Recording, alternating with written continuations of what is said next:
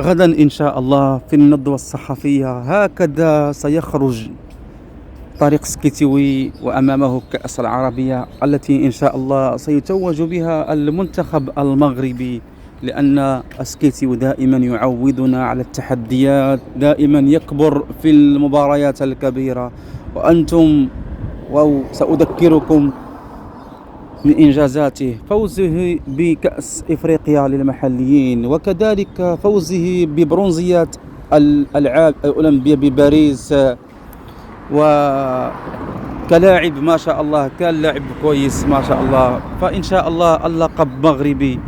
عكس شوفوا في هذه الصورة، هذه الصورة هذه يا إخوان نتاع السلامي، وكأنه يقول باي باي الكأس إن شاء الله. وديما مغرب، ديما مغرب، ديما مغرب، ديما مغرب إن شاء الله. فلنا لقاء عودة غدا إن شاء الله يذكركم باللقب المغربي.